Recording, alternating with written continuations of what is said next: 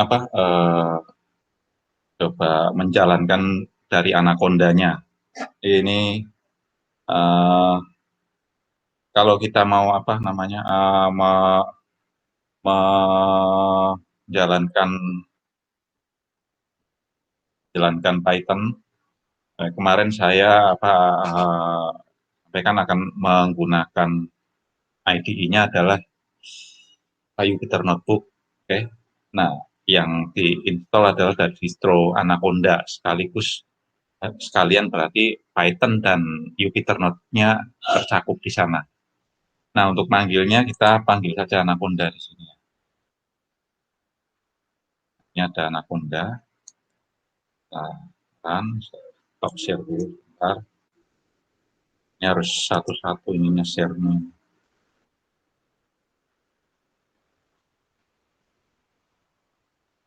Nah, nanti akan keluar sebuah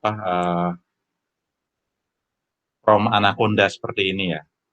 From Anaconda ini yang sebelah uh, menunjuk pada drive C ini. D.2 user berarti nanti kalau kita jalankan Python atau lewat Jupyter Notebook-nya, semuanya akan masuk ke datanya akan masuk ke sini, ke C ini, folder user ini. Ya. Nah, kalau mau ke tempat lain, kita bisa arahkan ke tempat lain. Ya, misalnya saya di sini saya simpan ke E, kita pindah ke E saja. Nah,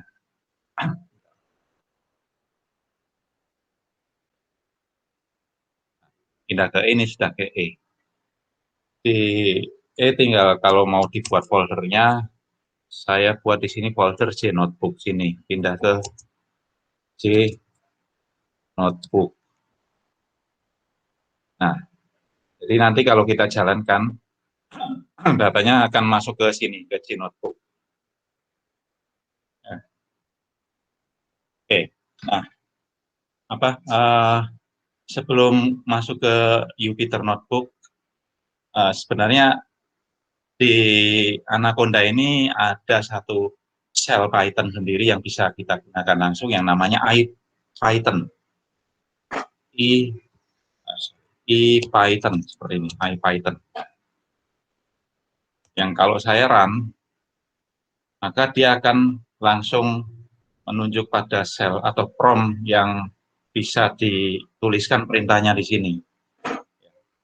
IPython ini sifatnya interaktif, seperti kalau kita jalankan MySQL ya. Jadi satu perintah di run gitu. Nggak bisa membuat coding lengkap di sini. Itu jadi kalau mau coding lengkap nanti bisa ke Jupyter Notebook-nya. Ini saya ilustrasikan dulu di IPython dulu. Jadi sebenarnya di sini bisa kita menjalankan Python tapi harus satu-satu. Ya, harus satu-satu. Oke, misalnya saya ambil contoh untuk print ya. Print gitu. Hello world biasanya kalau print hello world. Ini kalau ini ya paling satu perintah itu saja, ketikkan, nah langsung keluar hello world di sini. Nah ini, jadi seperti MySQL aja, gitu. Satu perintah apa uh, diketik kemudian di run maka akan keluar hasilnya hasil perintah hasil itu. Jadi interaktif, ya seperti ini. Ya. Termasuk ke perhitungan ya. Kalau mau perhitungan di sini enggak 9 kali 8 kurangi 3 gitu ya. Itu akan keluar 69 dan seterusnya gitu ya. Jadi kita keluar dari IPython-nya saja, quit, balik ke Anaconda. Nah, sekarang kita masuk ke Jupyter Notebook. Tinggal kita ketik aja Jupyter Notebook.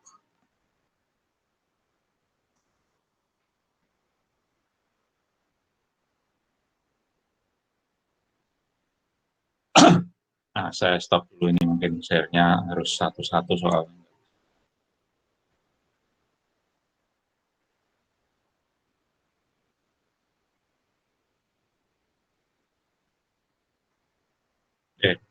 Sudah kelihatan ya Jupyter Notebook-nya, layar yang menggambarkan Jupyter Notebook. Udah, Pak. Jadi ini tampilan awalnya kalau kita buka Jupyter Notebook, tergantung tadi kita bukanya di folder mana. Kalau pas di folder tadi yang saya itu ya apa namanya tadi J Notebook, maka dia akan mengarahkan ke sana.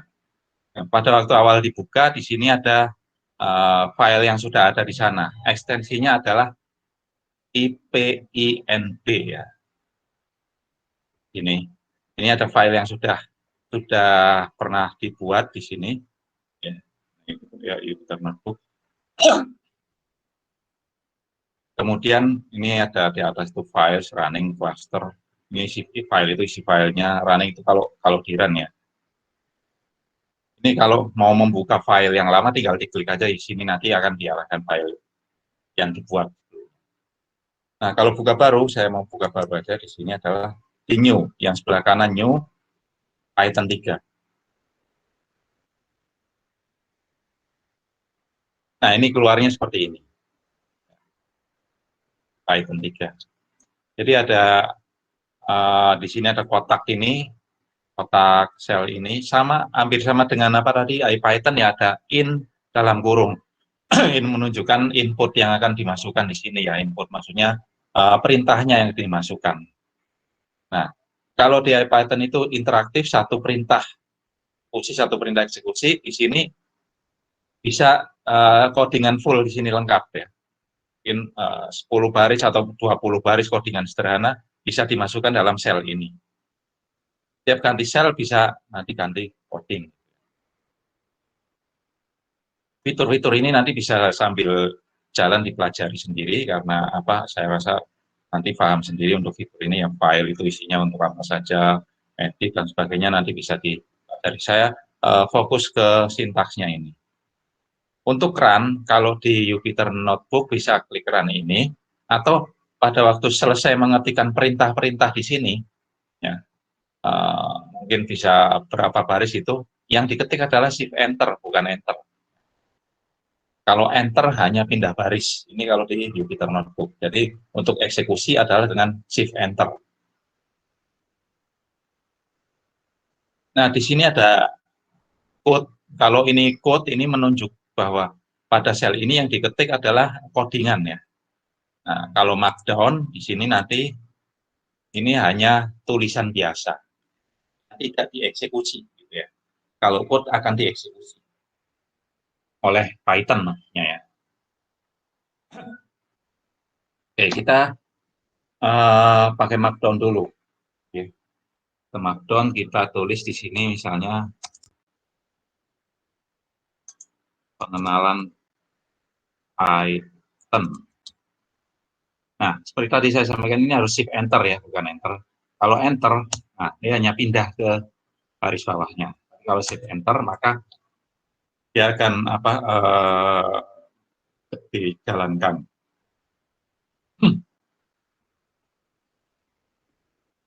Bentar ya. Bentar.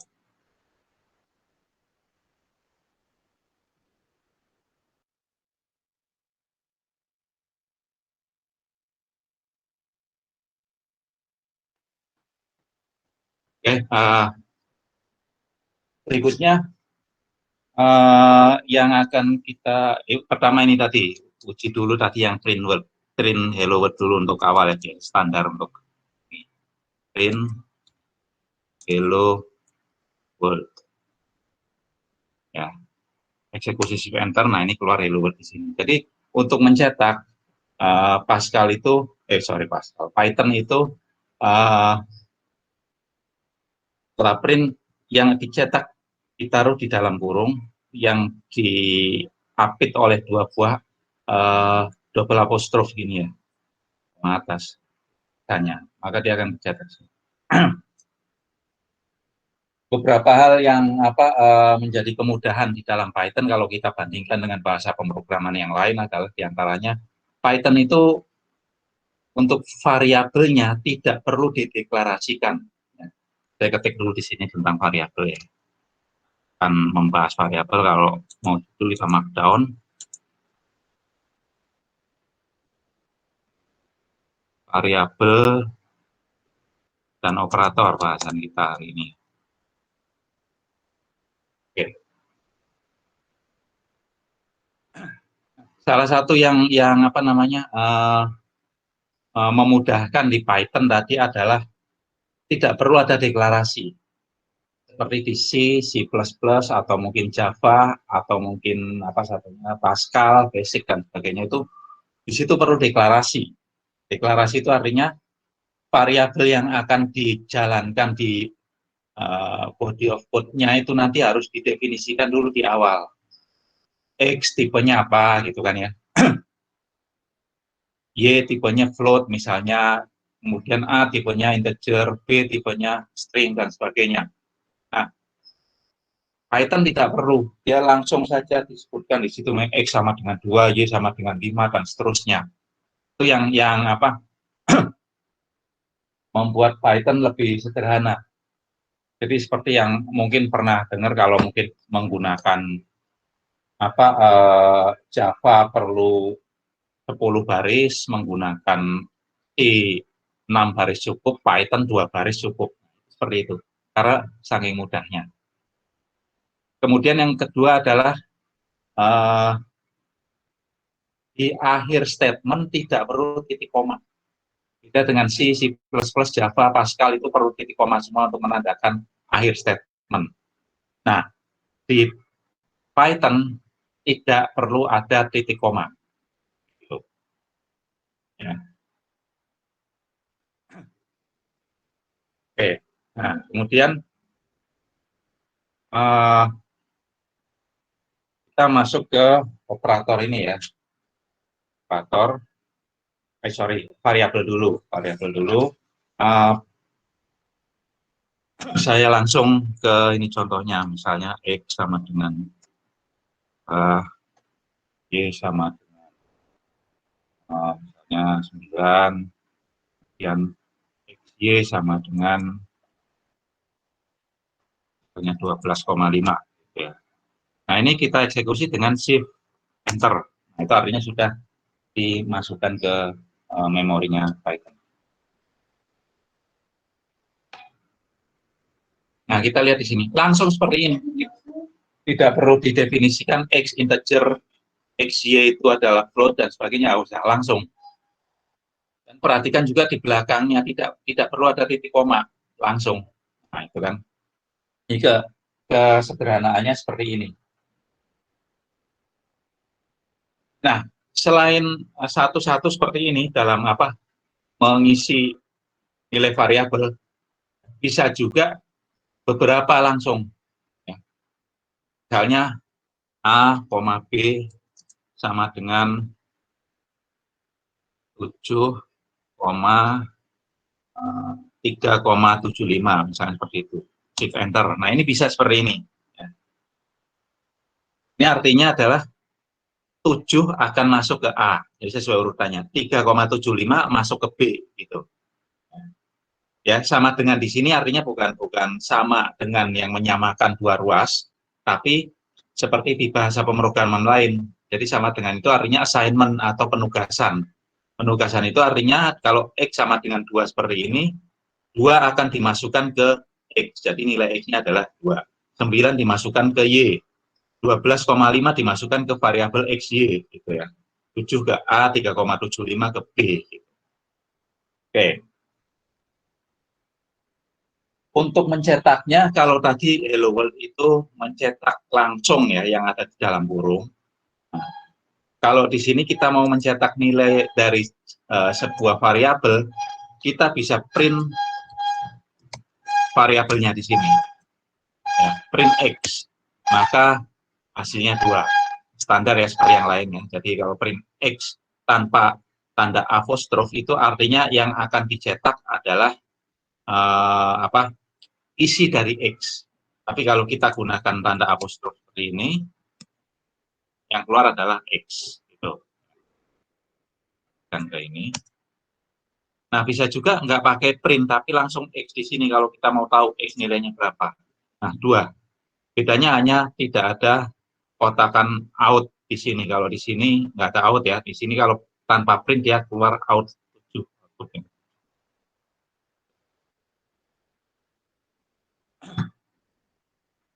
Nah, apa tadi kita menyebutkan atau saya sebutkan tidak perlu deklarasi. Ya, tipenya apa? Otomatis tipenya akan desain. Kalau seperti ini X sama dengan 2, maka X ini tipenya pasti integer.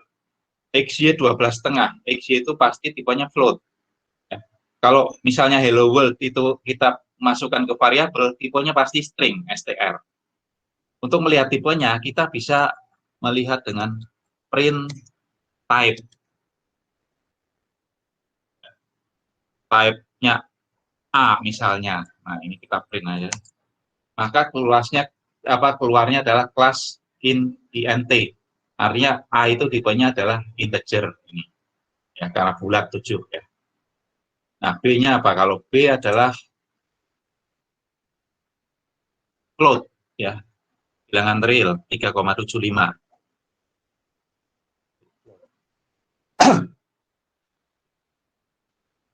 Nah, kemudian apa? Itu kalau melihat satu-satu. Kita misalnya ingin melihat semua variabel yang sudah masuk ke memori ya, atau semua variabel yang sudah ada di memori itu apa? Nah, untuk melihat yang seperti itu, perintahnya adalah sebentar.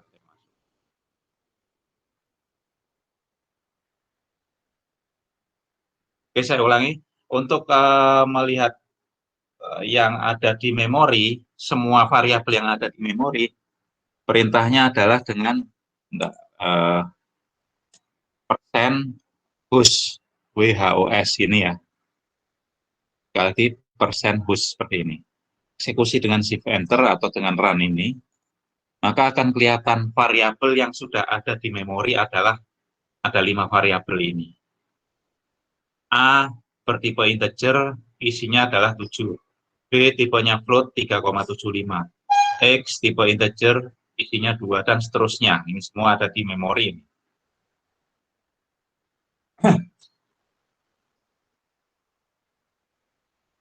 Oke, itu dengan apa? Dengan host.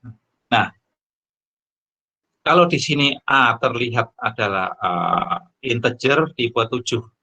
Tipe integer isinya 7. Kita bisa mengubah data ini secara langsung saja. Jadi A, jadi apa? Kalau misalnya di bahasa pemrograman lain itu, kalau kita ubah nilainya menjadi tipe data yang lain, mungkin akan error karena sudah didefinisikan di awal, dideklarasikan di awal. Kalau integer ya harus diganti dengan integer. Kalau integer diganti dengan float, maka akan error.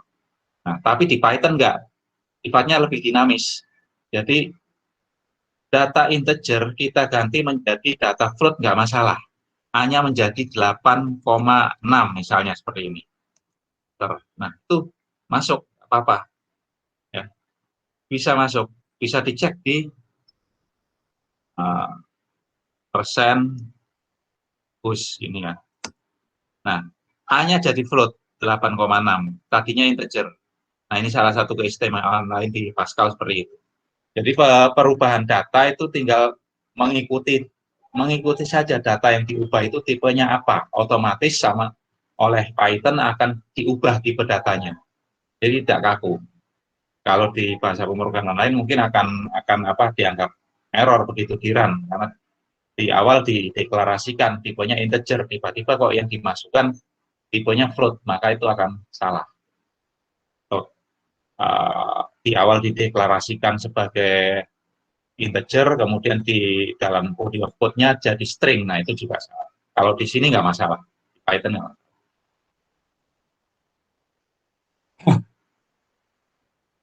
Oke, nah kalau kita akan menghapus salah satu variabel dari memori, perintahnya juga simple, del saja. Ya. Del nama variabelnya apa? Misalnya yang akan dihapus adalah variabel y, maka del y. Sorry. Bukan enter tapi shift enter. Sudah dieksekusi. Kalau tidak ada error berarti benar kita Y-nya sudah terhapus. Ya, bisa dicek dengan persen push.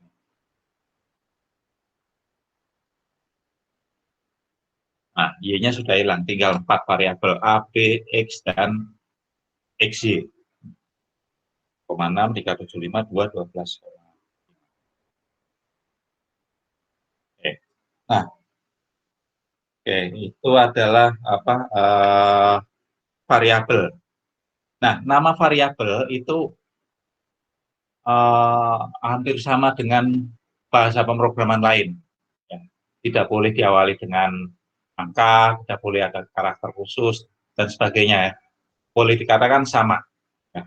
Misalnya kita mau ngasih nama variabel 3 PQ, nah, sama dengan 34. Nah, ini pasti akan tidak diizinkan, karena awalnya angka. Angka diizinkan kalau tidak di karakter pertama.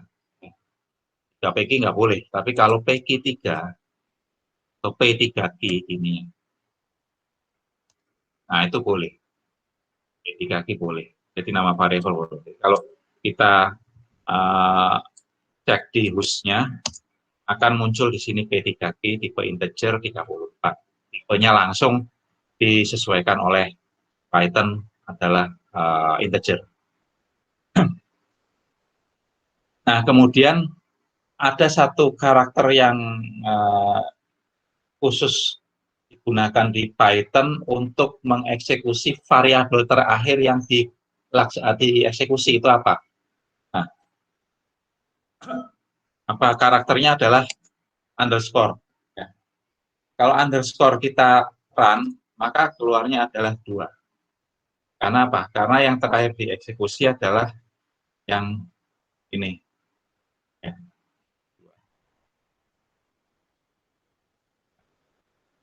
Kalau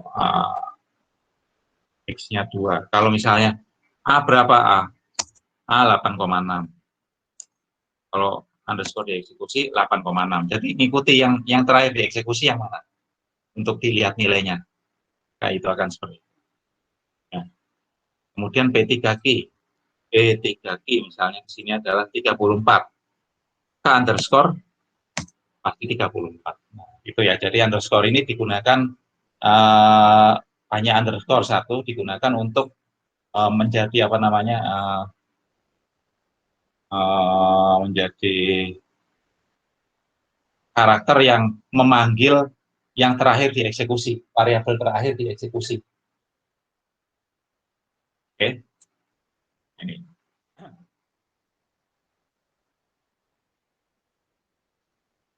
Oke, itu tentang variabel. Saya rasa nggak terlalu ini ya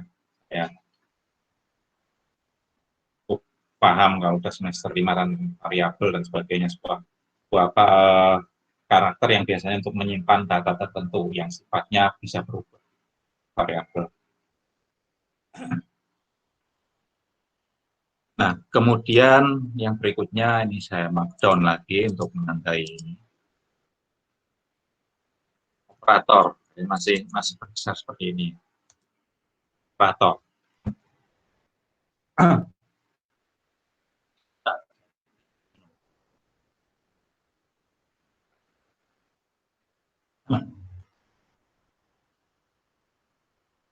Oke, operator di sini ya hampir sama lah dengan bahasa pemrograman lain ya. Perkalian itu menggunakan apa saya ketik aja di sini biar. Jadi, ini sesuai dengan tingkatannya ya. Yang paling awal itu kalau ada kurung sih yang dieksekusi dulu yang di dalam kurung. Nah, setelah itu operator apa yang akan di run terlebih dahulu. Yang pertama yang tingkatan paling tinggi adalah pangkat. Nah, pangkat ya. Pangkat itu kalau di Python itu adalah yang 2. Kemudian setelah pangkat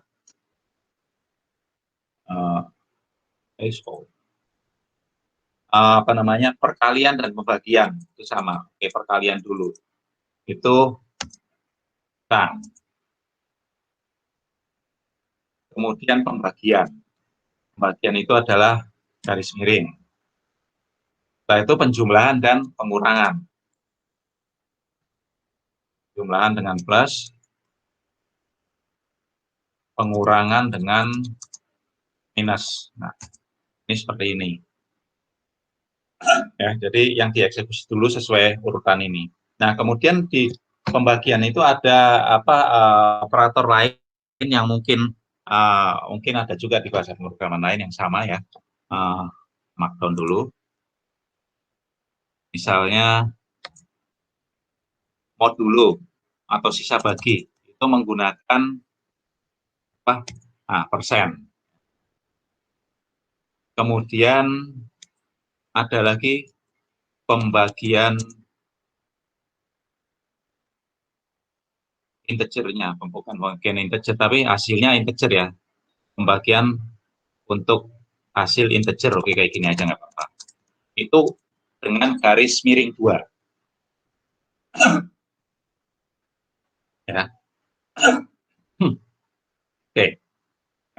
Saya ambil contoh di sini misalnya ya. Untuk kalau yang pembagian, pangkat dan sebagainya saya rasa sudah tahu ya, misalnya 5 pangkat 3 125 gitu ya, mudah ya. Nah, sekarang yang pembagian aja atau mungkin ini biar kelihatan yang dieksekusi dulu yang mana ya. Kalau ada misalnya 9 plus 6/2 minus 3 kali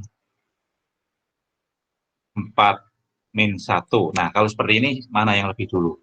Ya, 9 plus, maka 6/2 itu harus didulukan. Jadi ini 3 ya. Dalam kurung ini juga didulukan. Juga 3. 9 plus 3 12 dikurangi 3 kali 3 9. 12 kurang 9, maka ini pasti hasilnya adalah 3.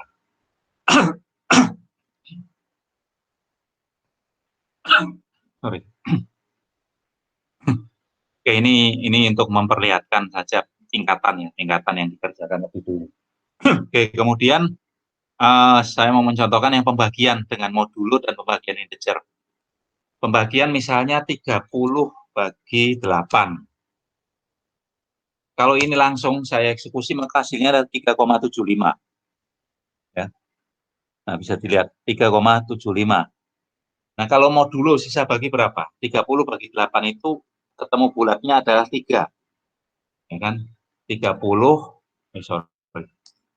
modulo 8. Ya, ini ketemu bulatnya 3. Nah, kalau modulo yang dihitung adalah sisa bagi. Sisa baginya berapa 30 bagi 8? 6. Masih ada 6. Nah, 3 kali 8, 24, sisanya 6. Itu modulo. Nah, kalau yang garis miring 2, garis miring 2, 8. Ini tadi sudah saya sebutkan, ini adalah pembagian integer. Maksudnya hasilnya adalah bilangan bulatnya. Bagian bilangan bulatnya, quotientnya istilahnya kalau di matematiknya. Nah, 3. Ya. Kalau pembagian lengkap 3,75, tapi kalau 3 garis miring 2 kali, kemudian 8 dibagi. Ini yang diambil adalah bilangan bulatnya 3. Bukan pembulatan ya. Kalau pembulatan ini akan 4, tapi ini hasilnya adalah 3-nya, bilangan bulatnya. Ya, bilangan bulat dari hasilnya ini.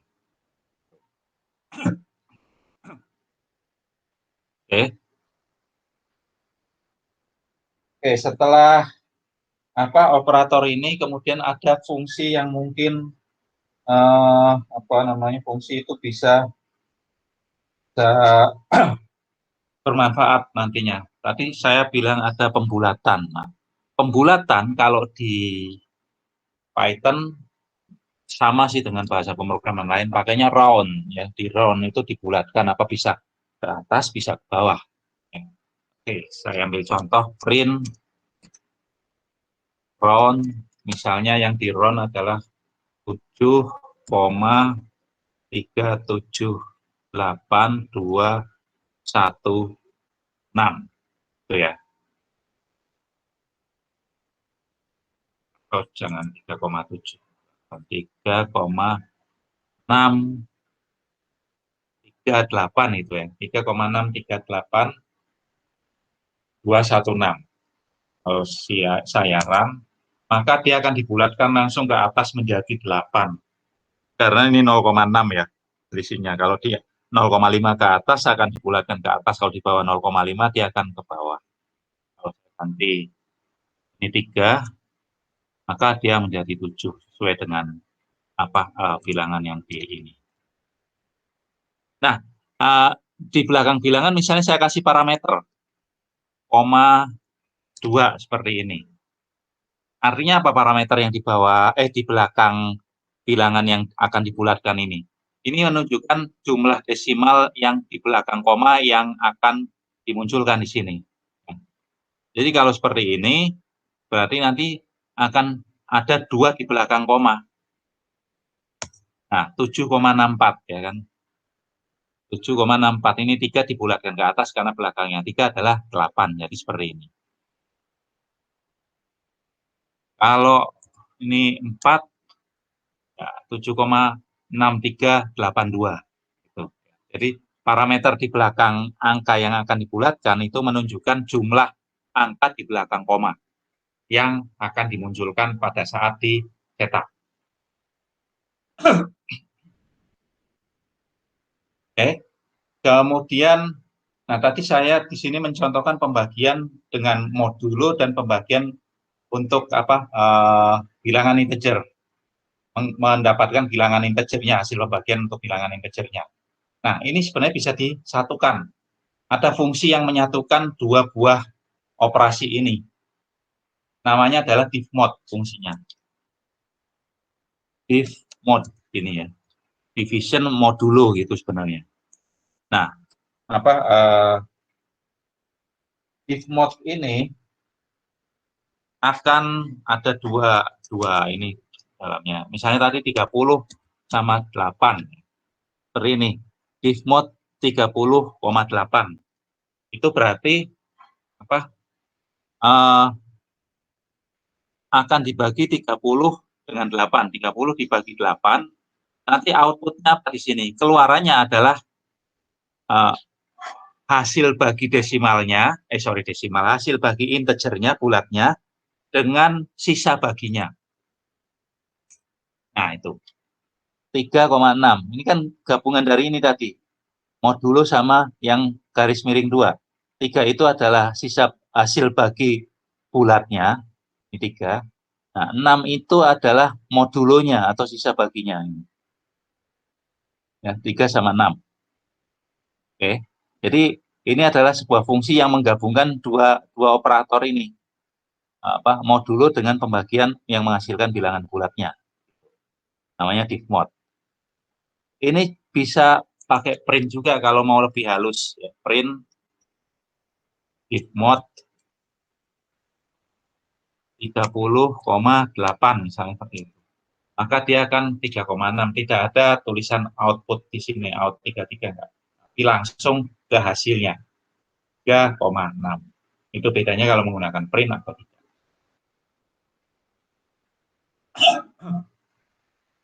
Oke, saya cek lagi yang ada di memori coba. Push. Nah, ini masih ya, seperti ini. Karena ini tadi tidak ada yang dimasukkan ke memori sama sekali di operator ini.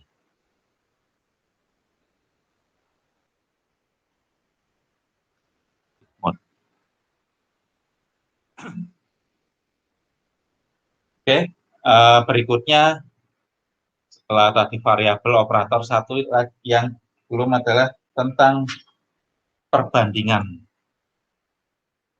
Saya markdown.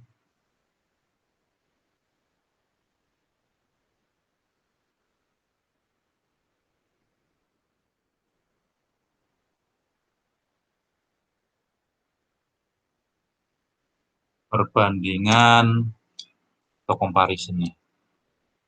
Apa yang dibandingkan di sini adalah perbandingan dua nilai. Untuk perbandingan ini, apa namanya, operator yang digunakan itu adalah diantaranya adalah sama dengan 2. Itu ya. Ini menunjukkan ruas kiri akan membandingkan ruas kiri dan ruas kanan, apakah sama atau tidak, gitu ya. Kemudian apa namanya, tanda seru sama dengan, ini membandingkan ruas kiri dan ruas kanan, apakah tidak sama.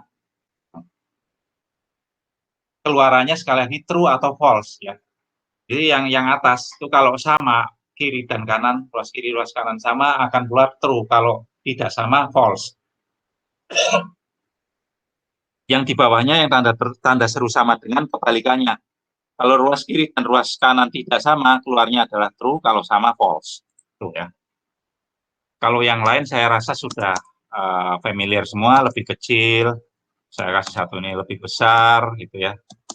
Lebih kecil sama dengan, atau lebih besar sama dengan. Nah ini untuk perbandingan tadi. Ya. Sama, tidak sama, lebih kecil, lebih besar, lebih sama dengan, lebih besar, sama dengan. Keluarannya true atau false. Nah, ini berarti berkaitan dengan tipe data yang namanya bool. Tunggu dulu.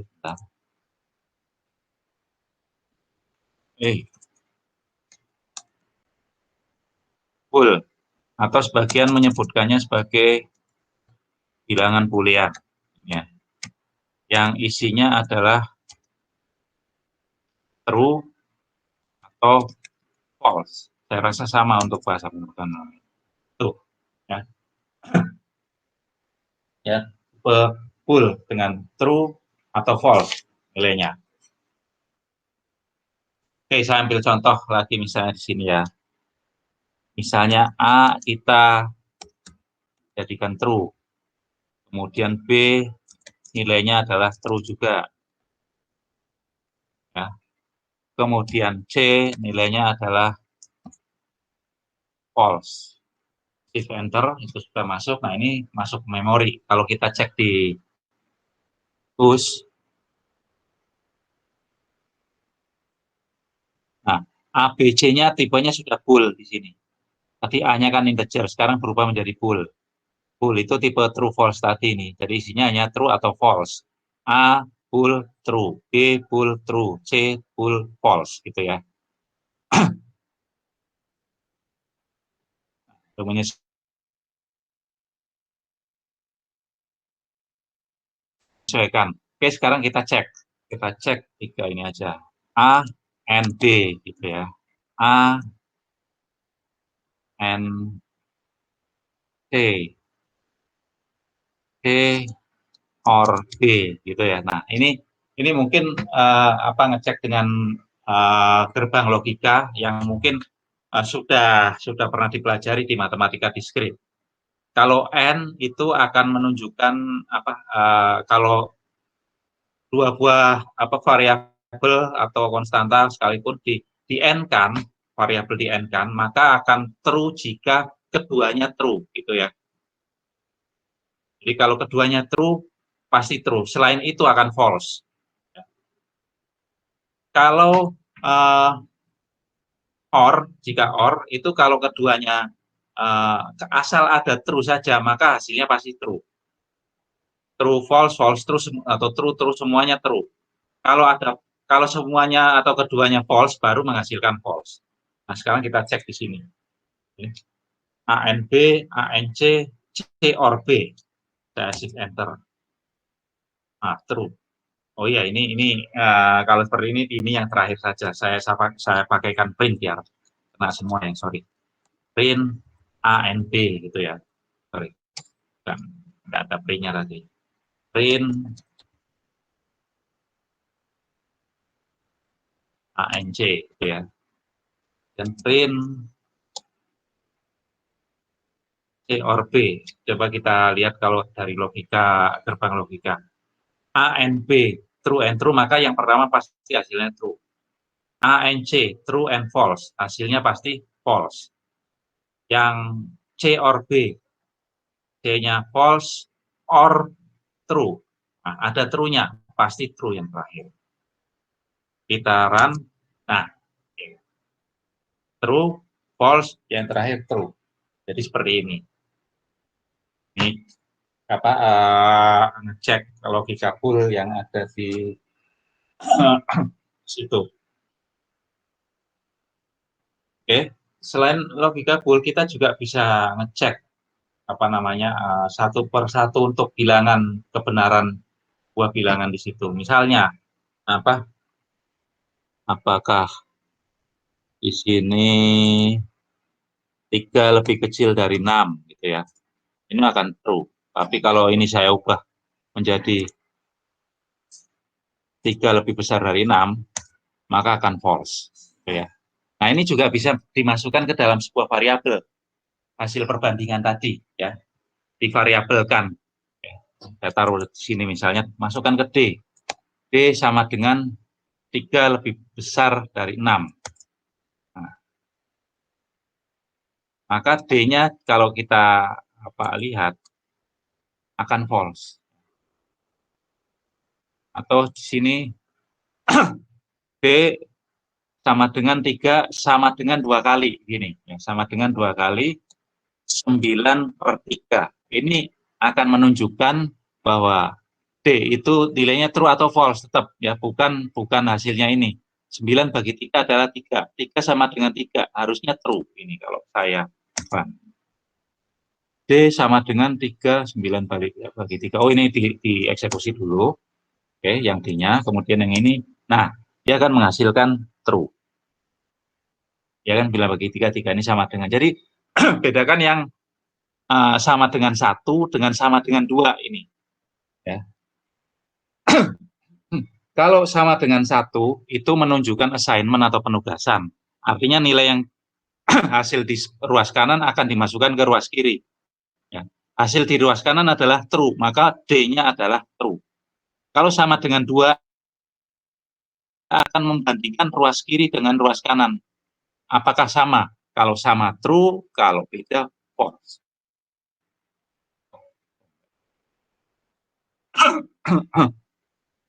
Ya, seperti itu. Nah, itu perbandingan-perbandingan yang nanti akan sangat berguna di saat-saat yang sudah masuk ke area data science-nya ya, comparison ini. Ini harus dipahami.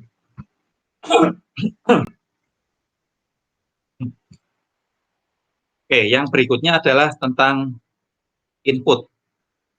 Ini juga dasar yang saya makro dulu, sorry. Dasar yang nanti akan banyak digunakan yaitu tentang menginput sebuah nilai input.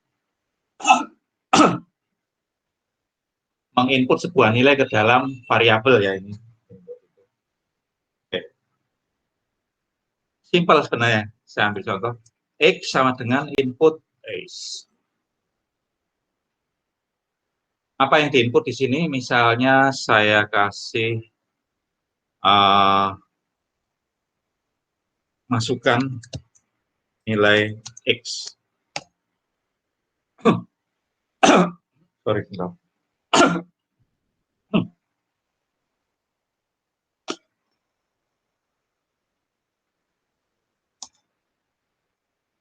nah, kalau di run, masukkan nilai X, ini akan keluar di sini ya, karena pernyataan input biasanya dikeluarkan sama dengan bahasa pemrograman yang lain. Nah, akan muncul sebuah kotak di sini yang digunakan untuk mengisi nilai X yang akan dimasukkan ke sini. Apa? Misalnya, ya ini bukan angka misalnya. Hello world. Dengan banyak buku atau Python gitu ya, Python. Kalau dieksekusi maka akan muncul seperti ini. Itu nilai X buku Python. Ya, X-nya kalau kita eksekusi, isinya buku Python. Ya. Bagaimana kalau angka? Masukkan nilai X. Misalnya 35. Ini sudah dieksekusi, keluar 35. X-nya kalau kita lihat adalah 35.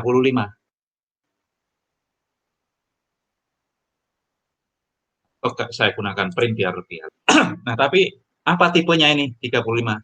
Saya print type di sini ya. Print type untuk melihat tipenya. Tadi saya sudah masuk belum?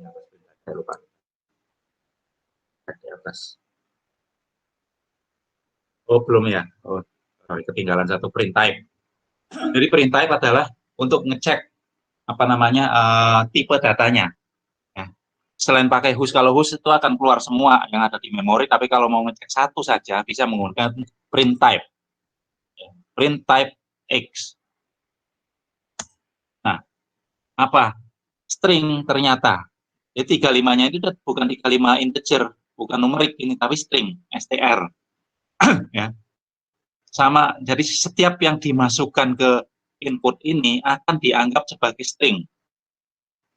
Nah, sekalipun angka yang dimasukkan itu tetap sebagai string, bukan numerik, bukan integer, bukan float. Ya. Coba kita coba satu lagi eksekusi. Kalau misalnya bilangannya float, bilangan real 5,98765 gitu ya. 5,98765. Kita eksekusi, kita print X sudah masuk, type-nya apa? String tetap. Ya. Biar nggak ada kelasnya deh, pakai type aja, nggak usah pakai print. Nah, tr, string, ya. Bukan numerik. Jadi sekali lagi, semua yang dimasukkan ke dalam input, kalau caranya seperti ini, itu akan dianggap sebagai string. Ya. Nah, supaya yang di-input itu numerik bagaimana? Ya, kita ambil misalnya ini ya. Di depannya, di depan input kita kasih tipe datanya. Ya. Di depannya sini kita misalnya mau integer. Nah, ini kita kasih seperti ini. Nah, X sama dengan integer, baru di dalam kurungnya input. Ya. Sehingga kalau kita masukkan 47, maka X-nya jelas, X-nya jelas 47, kemudian tipenya apa? Tipenya dari X. Integer, int. Ini sesuai dengan yang di sini. Ya. Jadi begitu, apa harus disebutkan. Kalau nggak disebutkan, semuanya akan dianggap sebagai string. Ya. Nah, kalau sudah disebutkan di depan input tipe datanya integer, ya, kemudian pada waktu dieksekusi ngisinya string bagaimana? RETR gitu, retry, gitu ya. Maka akan error, ya, seperti ini. Karena didefinisikan sebagai integer di sini. Kalau jadi float, sama-sama numerik, bisa nggak? Error juga. Jadi benar-benar harus integer. Saya ganti float di sini ya. Float 367. Oke, bisa. Nah, sekarang kalau integer 78, bisa, karena float itu bilangan real itu apa 78,0 seperti itu bisa dianggap float, tapi juga masuk ke integer, jadi nggak masalah. Kalau float lebih cakupannya lebih luas, tapi kalau integer lebih spesifik kepada yang bulat benar. Nah, kalau string, di depannya saya kasih string. Terus sebentar, float ini kalau saya buat string, isinya bagaimana? Retry, akan error. Jadi float hanya menerima apa namanya integer dengan float itu sendiri. Float itu sendiri dengan integer, oke, akan error. Kalau string, str, kalau str jelas kalau retry gini nggak masalah ya, karena ini memang string. Oke. Nah, kalau jadi float 78,98 bisa ya. Kalau apa namanya integer 6 bisa. Nah, kenapa? Karena angka-angka itu dianggap sebagai karakter biasa, bukan angka. Ya. Kalau string kan semua karakter, walaupun itu bentuknya angka, bisa dianggap sebagai string. Ya kan, seperti itu. Seperti saya pernah menyebutkan untuk name walaupun name-nya di UNJ itu angka semua, tapi itu seharusnya string, kan numerik. Ya, karena tidak ada yang dioperasikan. Tidak ada name A tambah name B adalah name C, itu nggak ada. Jadi yang seperti itu seharusnya memang string. Nah, ini makanya string nerima angka seperti ini. Sehingga ini X-nya kalau saya buat adalah string 6, tipe X-nya juga str.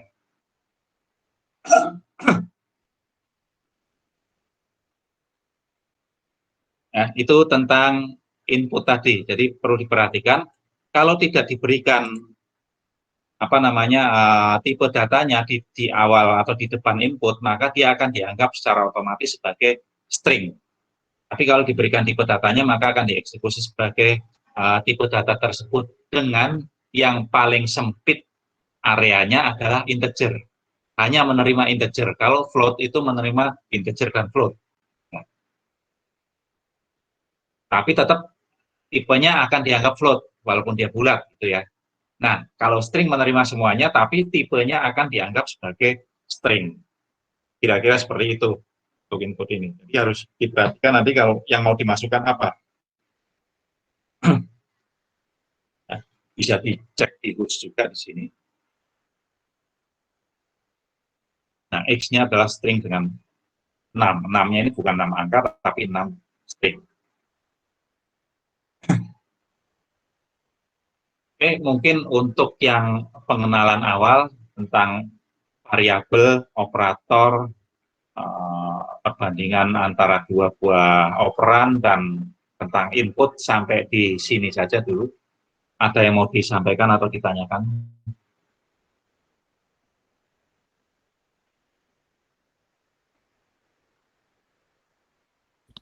Pak. Jadi ini nanti masuk ya. Itu kalau boolean nilainya pasti ini ya, Gimana? apa? Kalau kalau boolean itu true-nya itu T-nya harus besar ya, Pak? Apa huruf depan harus kapital. Oh iya, iya. Ini sudah ini true-nya harus kapital, false-nya T-nya harus kapital, false F-nya harus kapital. Karena apa namanya? Eh, Python itu termasuk case sensitif ya. Jadi nggak boleh ini sama seperti C, C++ atau Java untuk case sensitif, membedakan kapital dan kecil. Baik, Pak. Terima kasih. Oh, ya, ini belum dikasih nama ya. Jadi ini di untitled ini kita bisa klik ini kasih nama. Misalnya ini untuk kelas C ya, C materi 1, rename. Nah, ini nanti akan masuk ke dalam folder yang tadi ya, tadi apa namanya, runningnya itu di folder mana tadi pada waktu di Anaconda. Nah, itu masuk ke situ. Nama filenya ini C materi 1 gitu ya. Ekstensinya IPYNB gitu ya. IPython notebook. Ini seperti ini, langsung otomatis.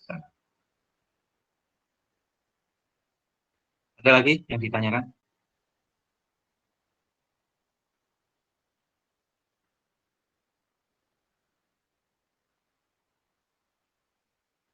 Nggak ada ya? Oke, kalau nggak ada saya stop share dulu. Oh iya, saya belum buat itu daftar hadirnya. Sebentar saya buat dulu daftar hadir. Lupa saya. Belum kan ya? Sebentar. Ya, belum. Saya buat dulu sebentar. Gitu.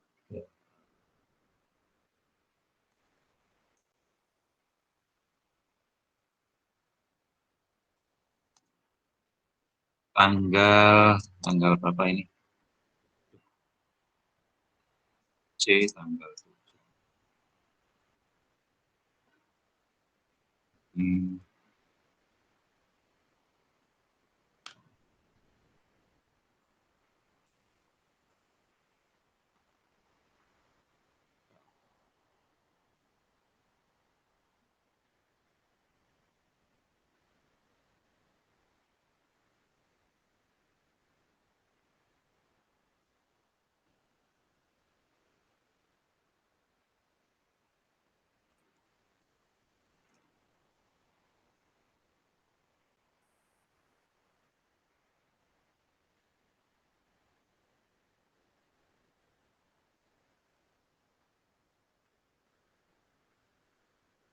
Nah, oke, saya buat.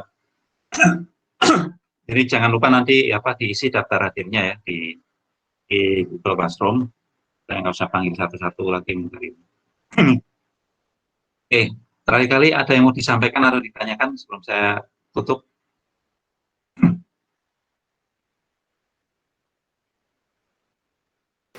Tidak, Pak. Oke, cukup ya. Oke, kalau cukup saya akhiri untuk hari ini. Terima kasih. Assalamualaikum warahmatullahi wabarakatuh. Waalaikumsalam Waalaikumsalam warahmatullahi wabarakatuh. Terima kasih Pak. Waalaikumsalam. Terima kasih Pak.